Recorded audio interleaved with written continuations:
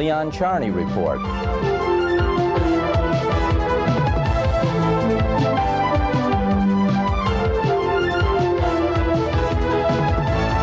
And now, here is your host, Leon Charney. Nice guy. Welcome to the Leon Charney Report, and probably the biggest event nationally, at least in the United States this year, has been the budget and the new budget. And who better to talk about this budget than Charles Rangel? I guess you can't replace Charlie Rangel. He's just the greatest Democratic congressman sitting up there now, and he's number 2 on Ways and Means. Had President Clinton, had the Democrats won the Congress, and I remember this distinctly at the Democratic Convention, Charlie Rangel would have been the chairman of that committee, and Mr. Archer would have been sitting on the other side. So really, I want to give you an insight as to how this thing works. And first of all, thanks for coming on, Charlie. I know Mate the Press wants you, and the Cokie Roberts and Jim Lehrer, and you're loyal to us, so we appreciate it. Get out of here. You got a good show. Charlie, tell me, what was going on? I mean, you were one of the people that was speaking. First of all, if I roll the tape back to the convention, you were pretty angry at Clinton and the welfare bill that he signed last year. That really irked you a lot. A lot of people. It didn't have to be signed. It was a bad bill. And even now, the president is still in the process of repairing some of the damage. I mean, everyone knew what was in it. And really what got to me is that I love this country so much, and I know the reason that makes us great is the diversity, the fact that people come to this country with vision, with hope, and of course they run into snags and prejudice and people who just like to take advantages of other situation. Scapegoating was the word I was looking for. But ultimately speaking, everyone knows that there are no Native Americans here. I mean, we're talking about somebody who not only knows a foreign country one way or the other, but they know how great America has been to them. Right. And for us to be able in the bill to say, but if you came here with the right motives, you work hard every day, we got to cut off all benefits from you. And you're legal and you're playing by the rules, that's wrong. But, you know, it's a political thing. When people don't feel that they're doing as well as they should, they got to find somebody. But legal aliens? All right, Charlie, you really know the president very well. You fly on Air Force One with him now and then. You know Dick Morris. You know all the players. You're an insider. You're inside the Beltway, but you come out of Harlem, so you're down here. We could talk about it. What drives Bill Clinton? Is it the polls? I mean, here he is. He's sort of a liberal, fair-minded guy. He's really caught up in the spirit of Americana, as you are. How does he make these tough decisions, especially as a Democrat? You got the wrong guy. First of all, I knew Dick Morris when he was running around on the West Side as a kid. He's there again. And I knew Harold Ickes for many, many years, and he thought he had to show lack of partiality in not returning my calls. So I told the president, but those were the good old days. Now there's no communication between the Democrats and the White House, unfortunately. A lot of it has to do because Leader Gephardt seems to have ambitions in running for president, and so he doesn't really solicit a better working relationship, and neither does the president. And there's no member of Congress that can really answer your question as to what is he really like. And more often than not, when you say, well, what does the president want to do? Where does he want to lead the country? What is the ultimate objective? Right. People would say, you know something, Charlie? I don't really think he knows. And I hear that more often than not. Why he would single out New York State Yeah, this Medicare business. for the line item veto, I never know, because in a very historic period, which you mentioned, this bill has not only been historic because of the size of the tax cut or the money invested in education or the good that it does for kids' health, or the fact that it continues the empowerment zones, which is my legislation, so depressed communities can get that economic pump so that we can create jobs. But never has the administration sat at a conference table. The United States Constitution has 3 branches of government. The legislators legislate the law. Right. The president signs it into law. If he doesn't like it, he vetoes it. And then the Supreme Court decides whether it's constitutional. So now he has this extraordinary right to sit at the table with the legislators and help write the legislation. It's unorthodox, but I was there because without him at the table, we would have had to fall into the Republicans. But between me and you and your listeners, a veto would have helped us as a House to show solidarity with the president. But the president wanted a tax bill. The question was, who wanted it more? The Republicans, who were then and now in complete disarray, or the president for history to say, But if you were playing chess, the president had the Republicans boxed in. That's right. He could have easily gone for a veto, and he could have really done something for the Democrats. You don't recall too many times the president talking about his good Democratic friends in the House. No, I don't hear it Whenever very often. he's knocking, he knocks the Congress. He doesn't exclude us, unfortunately. And if you were to say, do you know whether the president really wants a Democratic majority in the House and Senate? Most people say, I really don't know what he's thinking. And I've heard him say over and over how smart and intelligent and sophisticated the American voters were, that they elected him for president, and in their wisdom, this got rid of the Democrat majority. He said it. And I don't think it's that smart to do it, really. But if you want to have a tete-a-tete with him, if you want a one-on-one, how hard is it to communicate to him, for you? Easy. But I tell you, he's got such a great personality that by the time he finishes, you forgot what the hell you came there for. I mean, he's overwhelming, huh? He is a really disarming son of a gun. I mean, did you hear Gingrich laud him? I mean, Gingrich you know what I've seen him, Charlie, when he looks at you, he could be the party. You got it. Those eyes are set on you. It's like no one else exists in this universe. And you know that she has it also, Hillary? Oh, she is. It's incredible. I think that with me, she has just had charm that it doesn't appear as though it's a political thing. I'll tell you something, that I was with the president, and he asked me how was Stephen, my son? So I figured, what's this giving? How the heck? I said, he's fine. He says, is he out the Marines yet? I said, no, he's coming out though, Mr. President. And then I said, tell me, how do you do this, What do you know about my son and my daughter? Got a card? He said, don't you remember? We were in the Hamptons together when I was governor, and that's all you were talking about. I said, now, this is too much for me. I just quit because I didn't know. And he was right. We were there before he was a candidate, and that's all I ever do is talk about my kids. And so once we had a bill signing, and I took my son there, and I didn't say anything. I said, watch this, Stephen. It's going to be unbelievable. He said, aren't you the one that was in the Marines? Incredible memory, huh? Unbelievable. And it's not like Ronald Reagan, who had place cards about everything. I mean, this guy really remembers. I remember Ronald Reagan got the wrong card from me. It was embarrassing. The old Ways and Means Committee. I was the only one supporting the bill in the whole delegation. It was the Caribbean Basin Initiative. I'm there with Rosenkowski. Some of the people didn't even know where the Caribbean Basin was. I was supporting it in the Carter administration. And he gets to me and he says, Rangel, if you don't support this bill and it fails, the blood could be on your hands. Everyone just laughed. I said, thank you, Mr. President. No one can deny the charm of our president, and I've seen a whole lot of people go and they're angry and they leave. Is there any reason that why he desperately wanted such a tax bill?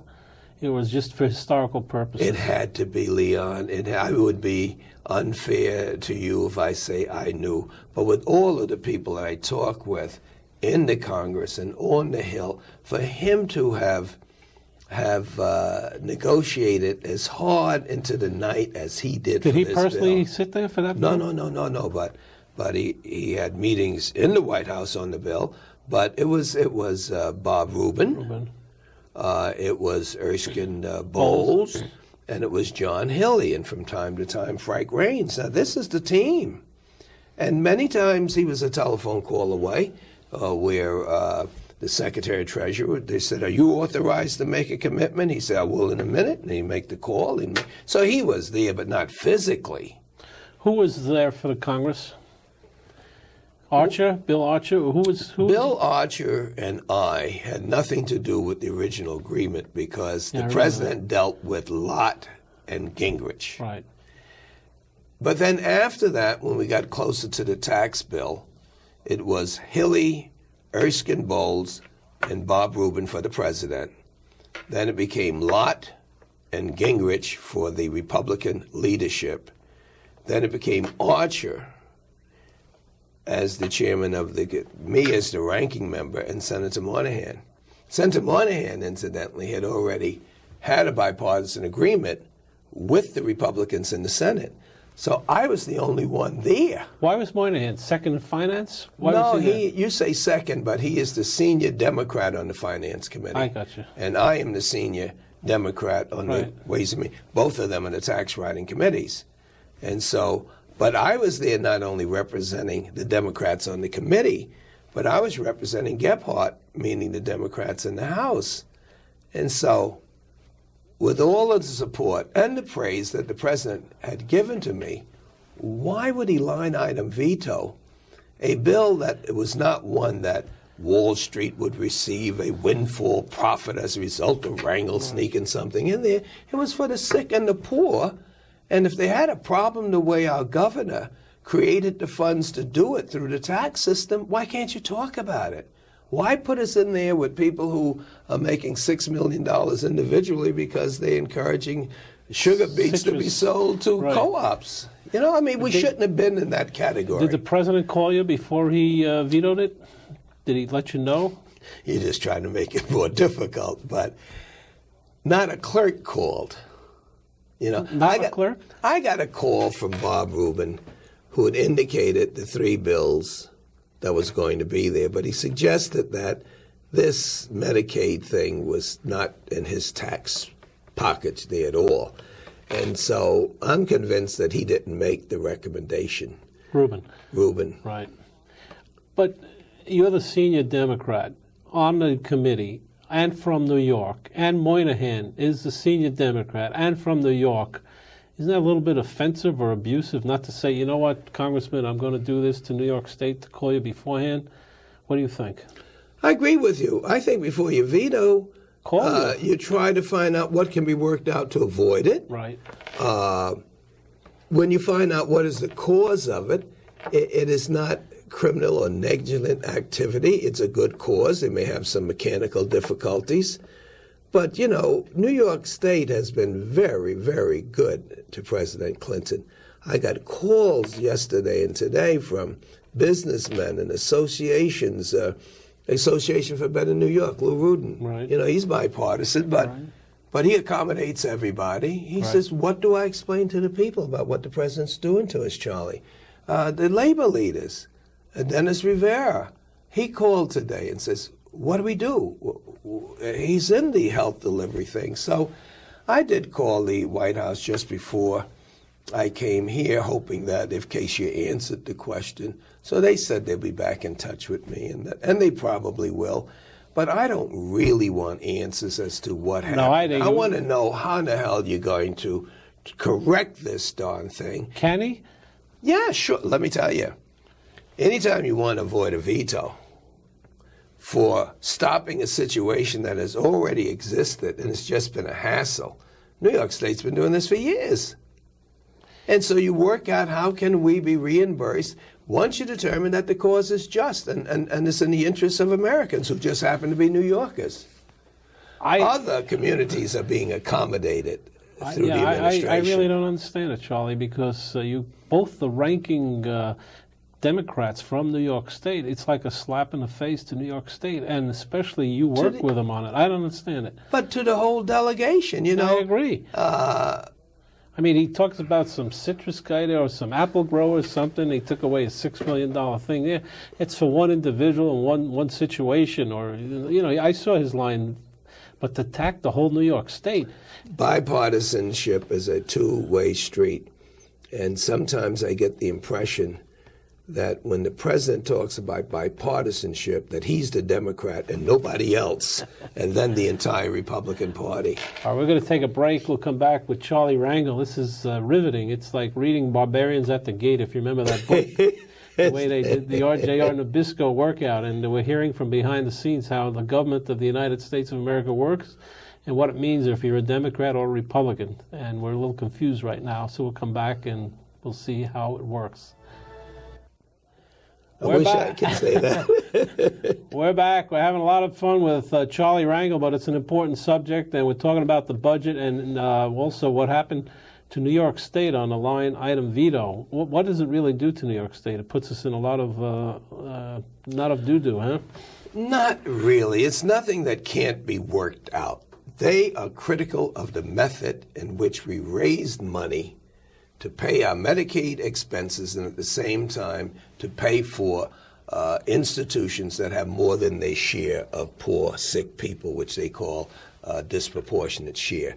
And they've been hassling us that we should not be allowed to tax these institutions. And we said, what the heck? Forget the hassle. We'll legislate it. We'll pass it in the House and Senate, and we do it.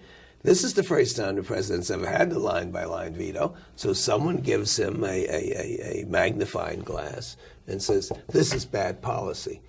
Well, bad policy should not be subjected to veto unless you can find an immoral recipient of that bad policy. We're entitled to have bad policy. And when we have bad policy, we got two things: a veto, where you overlook the whole bill, or the United States Supreme Court. But if there's something that benefits the people in California, I know more about mudslides and floods and eucalyptus problems in California because they understand my problem in New York. Once that's a done deal, who needs a president to go line by line to determine whether it's good for the country? So is New York State going to challenge this in the Supreme Court? Well, the state can't, but the beneficiaries that would lose the benefits can, and you can bet your life people are standing in line to do that. As far as I'm concerned, I'm not writing letters to the president. I don't want to fight with the president. All I want him to do, and he will have to do, is to explain to the American people what the heck did the sick and poor in New York do to deserve this type of treatment. Because if he was so upset on the method, he can't be upset with the beneficiaries. Why can't you work it out? Do you really think he knows what he signed here? I wish he didn't. I really wish that he did not. He should not know what is happening in every nook and cranny, in every county, in every congressional district in the country. It's none of his business unless it does violence to the people of this country. Right. There's special needs that people have. And people in New York may not even care about it. But there's a lot of people in the Congress that don't care about the people in the city and state of New York. Right. And that's what brings us together in a bipartisan way to understand those special needs. Now, if all of the people in the Congress can agree that this is good for the nation, if it helps us, what makes him so smart? I agree. Tell me, when you were negotiating this bill, you go into this room in the Senate, and basically you're there to represent all the Democratic congressional members. And Moynihan, in a sense, the same with the Democratic senators. Is it not correct? Not exactly. When the Republican bill came to the House floor, and we saw just how bad it was, there were things in there that they went in the back room, and just like a kid in the candy store, they just pulled it out without hearings, without anything, and put it in the bill. We knew they had the votes. The question was, do we just vote against it and vote for nothing? And the consensus was the Democrats want to vote for a decent bill, but not that.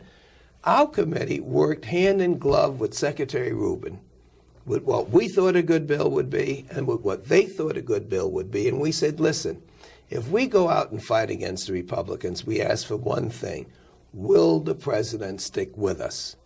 Or would he change his mind, endorse the Republicans, and leave us out there with nothing? And they said they would support us, and I tell you, Erskine Bowles, Rubin, and the president stuck with us at the bargaining table. So the question when we got to a room with a table 10 times this size is that, what will the Republicans give up, and what will they accept in order to have a bill.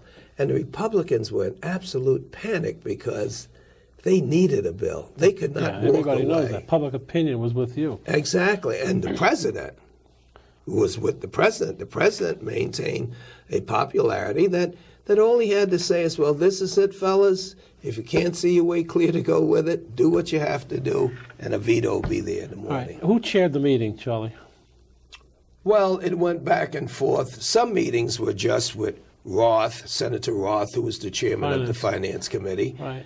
And then with Moynihan as the ranking Democrat, and then with Archer, and then with me. And so then later, they brought in the leadership, and that added Gingrich. But I was there representing then the Democratic House leaders at these different stages of our meetings. Is it very civil, these meetings, or is there a lot of fire and bantering going on? You can feel the intensity and the fire, but, you know, it's in language that if you just look at the transcript, you can say this was nothing. I mean, they were just talking to each other. It was civil. But it was rough, except, and a lot of meetings just had to be broken up just for people to cool off and come back to the table. Oh, yeah. Any expletives deleted? No. But you'd hear, you know, I was pushing Archer on. Archer would say, I know the Constitution. The Constitution has one committee, it's the Ways and Means Committee, and we're not going to sit here and just give away our rights to it. Me hoping for a veto. I said, you're right. And remember, when you go on, I'm going to be there, and I'm not going to let any Republican president push me around the way he's pushing you around.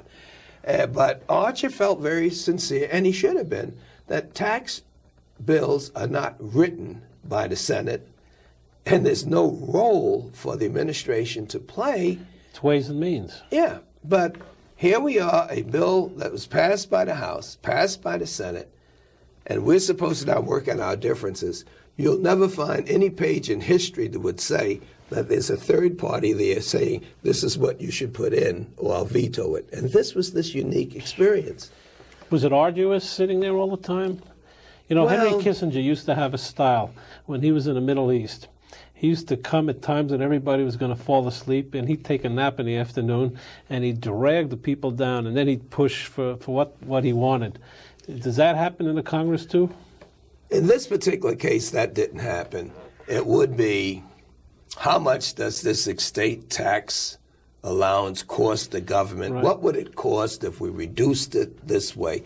If you did put in the cigarette tax, how much would that change the tax cut? How much would be used for what? Who had the numbers? Well, that's exactly the point. Right.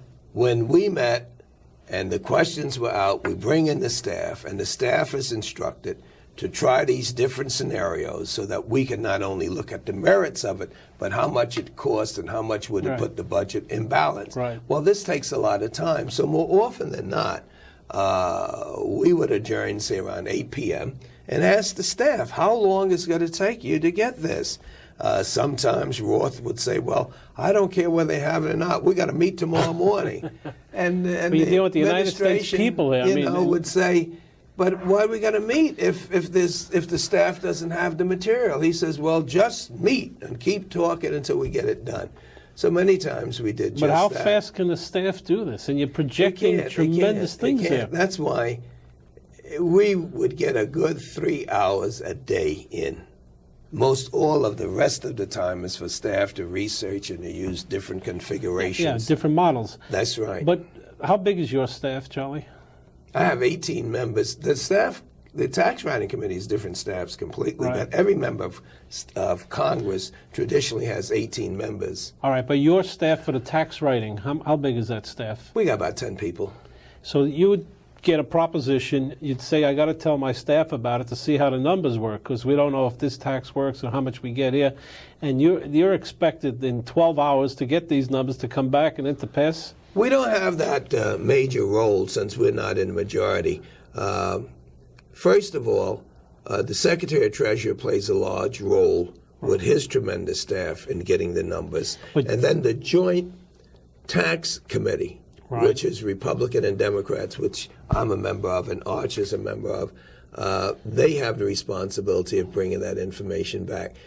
They are normally, and they shouldn't be, partial to the party in power because that's the person who hires the chief of staff.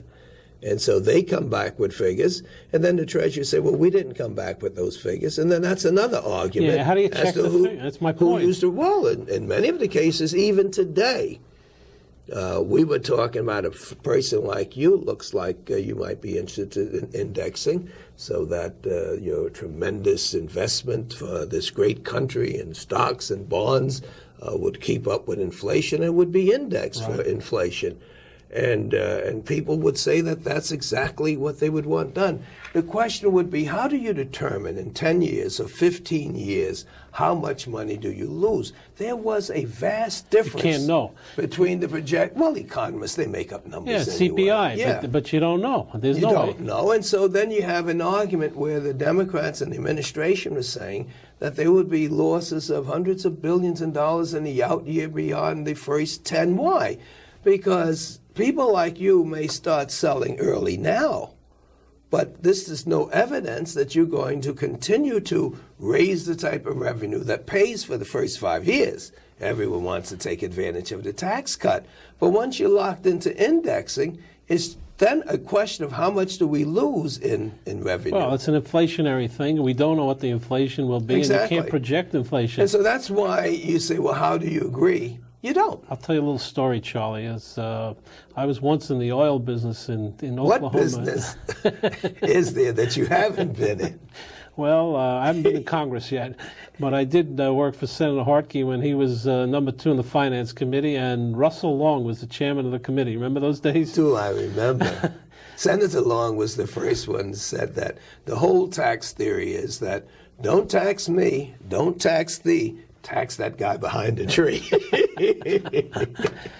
So we were in the oil business in the 1970s, and what they do is when they check wells, they give you probable, possible, and something else. And the banks were lending non-recourse against the possible and probable. And the projection of the engineers at those times was that in 1984, oil would be $100 a barrel. And the banks were lending 75% of that, non-recourse. You know how many millionaires were created in Texas? Texas Commerce Bank went down like a shovel because they held a lot of wells, and oil was only produced at $20 a barrel, which is it now. And everybody's projecting, because in the 70s, oil was crazy. Sure. And everybody thought 100. The same thing with the CPI, and no one could project that. And my point is that, in a way, it's slipshod. The way this congressional tax bill is written with all these projections, there's no way to really know. And it's just a guess. It's absolutely a guess. But the thing is that it was guessing in 1993 when the president came up with a budget and a tax bill, and not one Republican voted for it. Now, whether it was the roll of the dice, whether it was the luck, whether the economies are, we're winning. He's winning. He's popular. Right.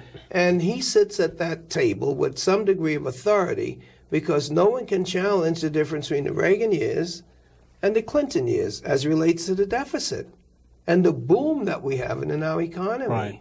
And so it's the best guesstimate. Someone once said that what this country needs is a one-armed economist, because most of them, after they tell you this, and you say, well, good, I'm glad to hear it. But on the other hand, this could happen, and where are we?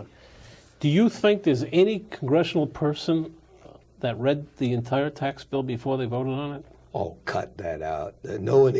The president didn't read the entire tax bill. Who read it? The staff? As they put it together, there's 90% of it. You understand what it is. There's no problem with it because a policy has been established, and so there's no controversy. There's no complexity in it. It's the smaller issues that make up for more than words than dollars and substance, like how New York State taxes its health providers in order to provide a better well of money to take care of those that have no insurance. I mean, that's not a big national tax issue, but it's those issues really that take most of the time in getting people to understand. All right, we've got to take a break. We'll come right back, but the answer was no. We're back talking to Charlie Rangel, showing you how your money is spent on feeding congressmen and what they're learning about the bills that they're passing. And unfortunately, it's the same in every country. It's impossible to read 14,000 pages one night. Even if you read the Bible quickly, you couldn't do it. So you're really you're praying that your congressman knows what he's doing, and he's really depending on a leadership And we're finding out that the Democratic president is not such a Democratic not such a Democratic leader for the Democratic Party. And Charlie Rangel, he takes it in stride because he's been there a lot. And what he cares about is bipartisanship.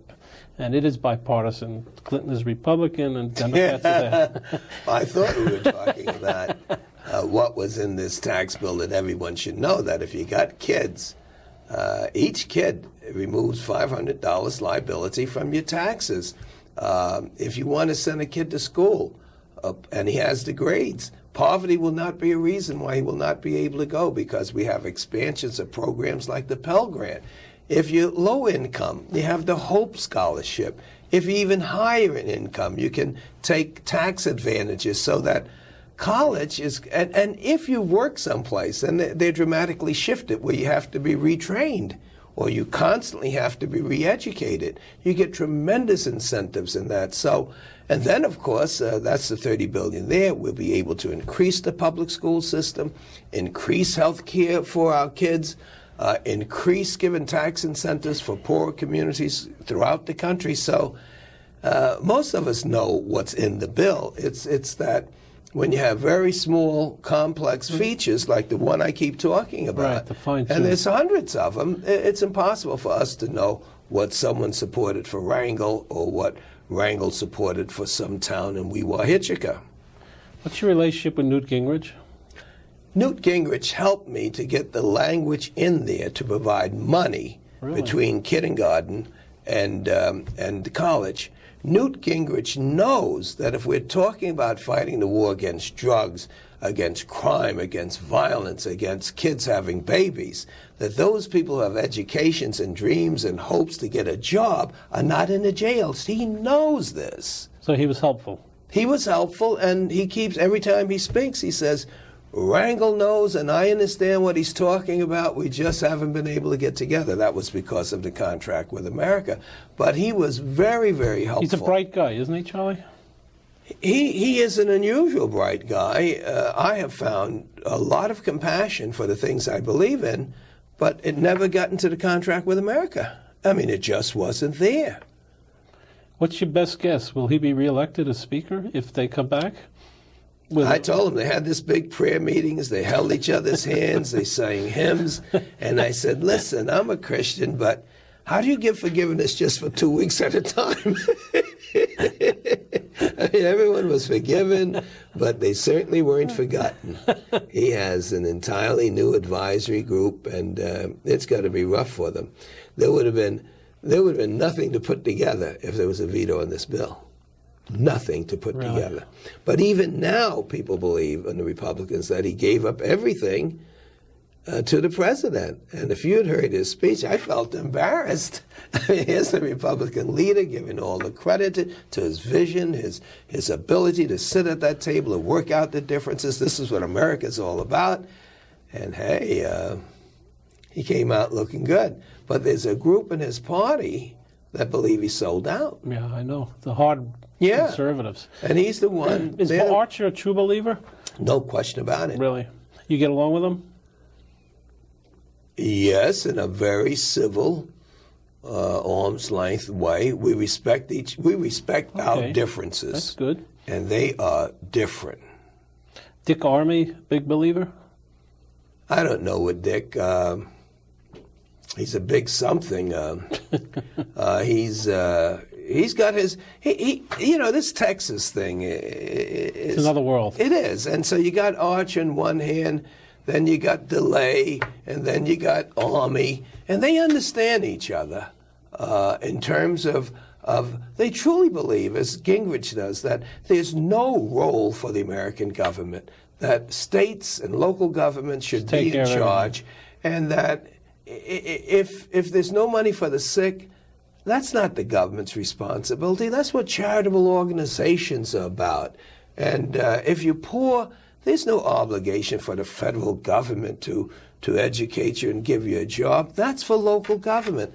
And the government shouldn't tax people to do what it wants to do. Well, they really believe that. They really do. Yeah, they're believers. And that's why he said, if you have kids, that's what adoption agency's about. And even though they've changed what he says, Medicare is just hanging on the string, and the darn thing was about to go bankrupt. And if the Democrats didn't move in swiftly with Republican help to save it at least for 10 years, it would fall. But they believe not in less government, which I guess all of us do, but they believe in no government, that the taxes should be for national defense. After that, it should be decided either by local, state government or charities. Where's Gephardt going? Gephardt doesn't talk much about his ambitions, but he never denies it. No, and he's but he doesn't run around saying he's a candidate. Does he have a rift with Clinton? No, but I've never seen any two people who enjoy not talking with each other more. I mean, it's a nice way to explain it. I mean, they can sit right next to each other and not even look at each other. Is that right? Yeah. There was some question, you know. I said, you can't have meetings without inviting my leader. It's just not done. Right. If you invite him, he said, but he doesn't want to come. I said, what the hell's that got to do with it? You got to have him. So they invite him? Yes. But he didn't come. He sent me. So I just give you that as an example of the relationship. It's inside stuff you can't hear. And, you know, Charlie talks pretty openly with us, which is great for you and great for us. We understand how the Congress works. Charlie, we spoke the other day, and you came out of the blue and said to me, Rubin, the Secretary of Treasury, is a terrific guy, really did a lot for this budget deal, really put it together, and you thought that this guy would make a great candidate for a Democratic nominee as governor of the state of New York. And you talked to him about it. I sure did. And what's he say? He said, what makes you think that I would want to become the governor of New York State? Which is not a no. I said the same reason that you left Wall Street to become Secretary of Treasury, whatever reasons those are. As a result of our discussion, as you know, it's gone all around, and most all of the candidates, the forum, are very angry with me. Did they call you? Oh, I got calls from party leaders. Because this was in a New York Post on Monday. Yeah, and then it was picked up by everybody else, right. And then I'm getting the calls about the party's candidate, that we shouldn't go outside the party. And I says, oh, no. The party's candidate, no, I mean active political activists. We haven't done well in recent years relying on our ability to put forward the best candidate. And the reason for it is that no matter who we think is best, someone can come along with a lot of money, get on television, and our candidate doesn't survive. Steve Forbes sat here at this table, announced a year ago that he was going to enter the Republican primary. And basically he had no party affiliation. I think he was a councilman or something in New Jersey, but he put $30 million in, and he got himself well known, let's say, at this point. So do you think it's a real possibility? Now, Rubin told you to speak to his wife. Was that true? He said Judy would never, never, never allow that, all joking. But I knew people that talked with Judy, and it just didn't seem like everybody was outraged about it. And I haven't seen a decent candidate yet that doesn't deny that they want the job. I mean, you're supposed to do that. That's form. That was form, you know. You say, Rangel, you want to run for? Oh, don't be ridiculous. How many people have you got out there anyway? You want to be Speaker? Oh, no. Only House Ways and Means Chairman, right? That's all I need to wrap it up. So you think so tell me what happened. All right, the blurb came out and everybody started talking about Rubin. Obviously, the people wanting to run for governor probably called you and said, what are you doing, Charlie? Or the party leaders? Yeah, but the most important thing is that people who did not know who the candidates were, especially after Comptroller Call withdrew his name, the speculation was that we didn't have a candidate, and this guy sounded good. Why? Because he has a reputation. He's been able to show it on television over and over. You'll never find a Republican saying anything unkind about him. And most Democrats believe that he was the only string of credibility between the White House and the entire Democratic caucus. I mean, the other guys that got there, they caught hell. You know, when you're in the minority, you got to find someone to beat on, right? Right. And so it's always been the White House, but never Bob Rubin. He came in with class. He would differ, but he always left with class and well-respected. He's got the talent. To be a governor, you have to be a good administrator, and he's shown he can administrate Goldman Sachs. He shows that he can administrate the Treasury Secretary. I think he'll go down in history as one of the better ones. I mean, I think he's going down. And nobody has more compassion for those that are do without than he does. Yeah. Yes, he's a champion of all of the people, and he's a charming guy. New York City. Your guess, Ruth Messenger, she'll be the Democratic nominee. Are you backing anybody? Yeah, I'm backing Ruth. I see Jesse Jackson started to back Al Sharpton today. You think that'll make a difference in the polls? No, I think that that Sharpton's vote's already locked in, and that thank God he's in the race, because with the slate of candidates being what they are, I have found in debates that if you're not at the table, your issue doesn't get picked up at all. That's what Ross Perot fought for, right? And so he got to the table. At least we find the issues of education and crime prevention and jobs on the table with Sharpton there. And based on his role in the Senate, he brings civility to some of these debates, compared to what we've had. I think Ruth will prevail.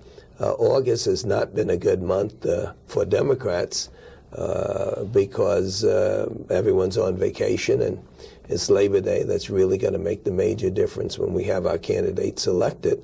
And most all of Labor said they like to wait until after. So you think she's got a really decent shot, Ruth? Yes. The mayor has very broad-based support, but there's hardly any depth to it. And most people are saying, well, who else have we got? Or what's your complaint? Isn't there less crime? Isn't there less this? But we can't say that all of New York to move forward with the same degree of success. And we can't say when the mayor finds $10 or $20 million that the money wasn't already there in the first place for the school system. So I think there are a lot of issues that separate Ruth Messenger from the incumbent. Charlie, a couple of weeks ago, we had a fellow named Joe Coffey on the show who was a super detective that really got the Vatican, the crooks in the Vatican nabbed, and he's a very well-known... This isn't going to be anti-Catholic. No, it's not going to be anti-anything. You got the crooks in the Vatican. Yeah. Catholics don't have any crooks in the Vatican. He found a few. Crooks in the Vatican. He found out one of the archbishops was connected to the mafia, but this is an Holy old mackerel. case. He wrote a book about it called the Vatican something, and then the Coffey Files. Does Cardinal O'Connor know about this guy? It was the cardinal before him who knew about it. They really Spellman? No, keep going. Oh, no, Cook. Yeah, they try to hurt him. He's famous, Coffey. He's well known. He said that he drives through Harlem because he used to work there. That's my point. He says you can eat off the streets now. It's so clean. Is that true?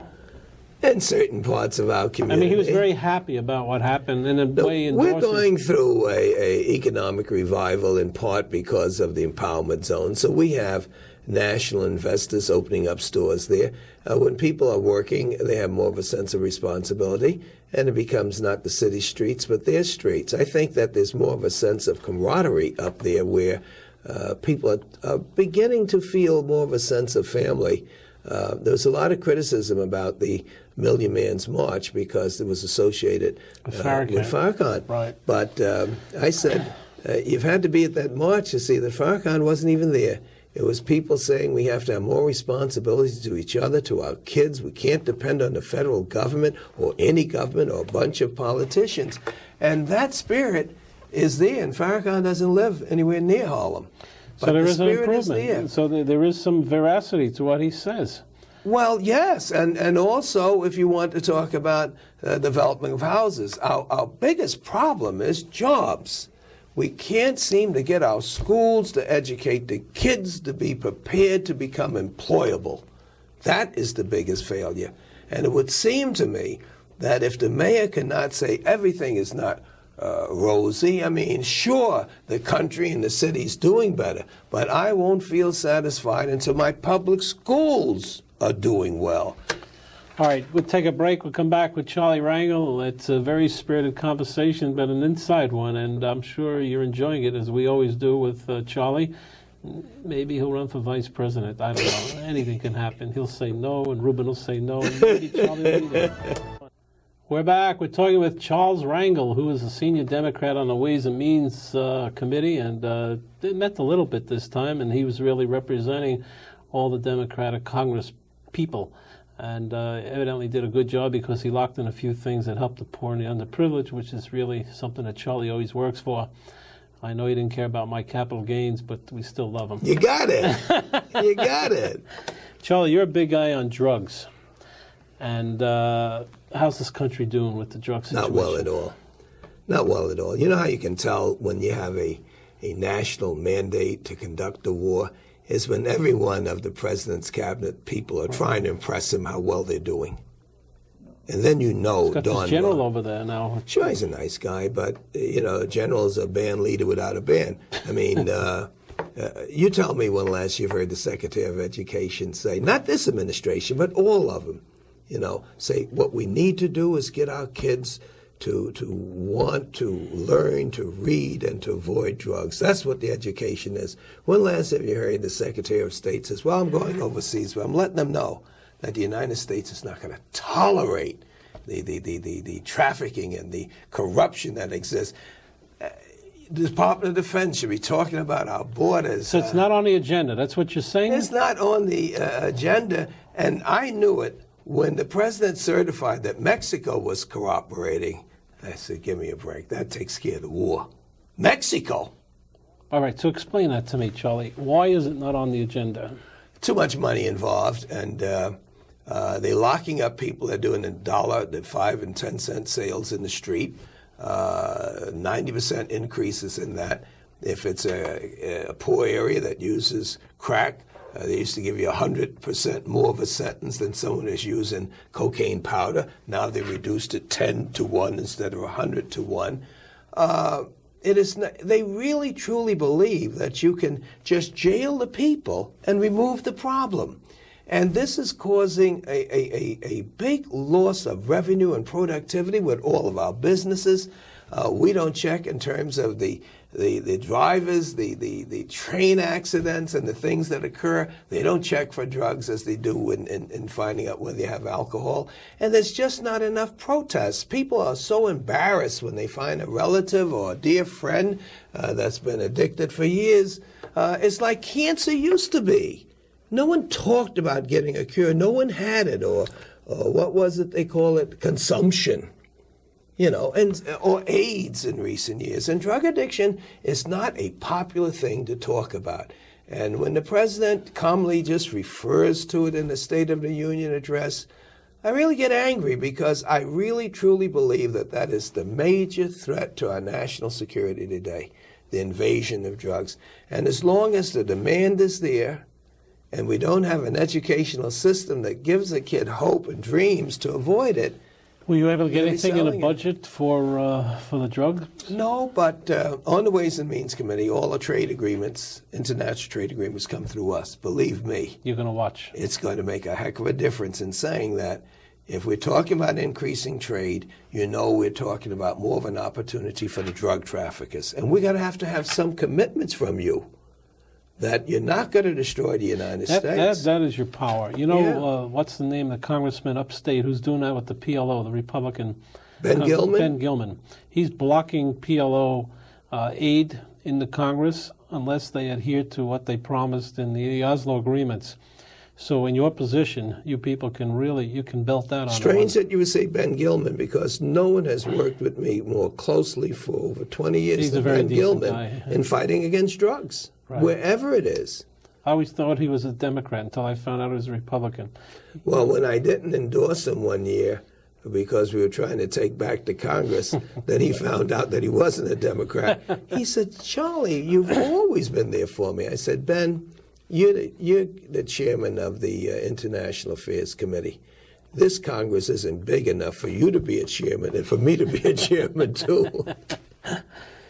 What about this funding problem to the Democrats? It's a national... Democrats. And Republicans. It's a national disgrace.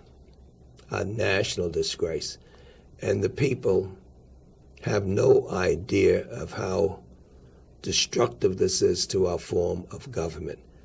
And nothing is going to be done unless the rules are changed for both parties at the same time.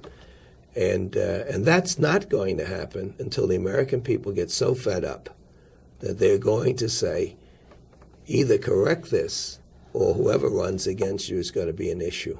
The major problem that we have is that there are different constituencies that we depend on. We depend to a larger extent on what they call Political Action Committee, PACs. Right. And we depend on labor to a large extent Right. for our money. And without any offense, the Republicans normally depend on people who have a lot of money or successful corporations for that through the same thing, Political Action Committee.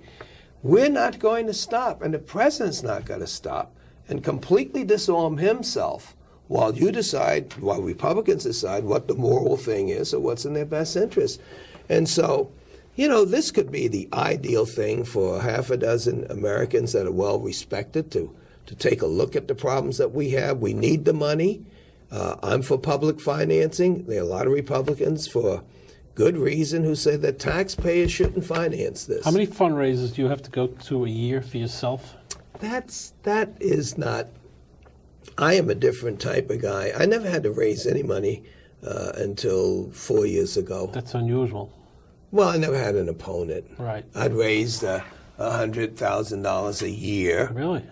Yeah, just with one event, to be of assistance to other people within the party and within the Congress.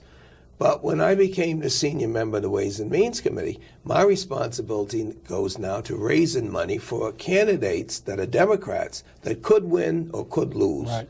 And so, in answer to your question, I go to about 20 a month. Wow.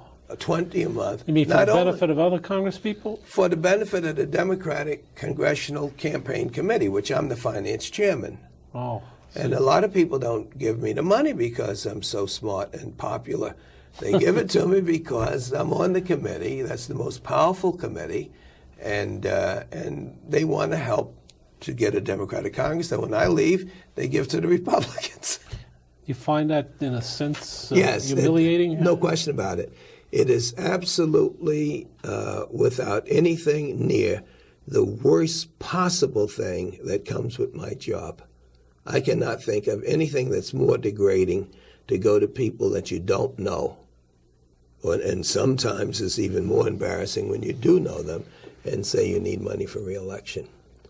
So really the system has to change, totally. It has to, but it won't unless most of the American people, they for campaign reform. So what do you mean? I don't know. They don't understand it. Just they don't know what reform soft money means. That's right. They have no idea what soft money means. And there is an abuse of soft money, but no one's going to give it up unless they have to. Do you believe Al Gore went to a Buddhist temple to pray or to raise money? I think that sometimes God works in mysterious ways.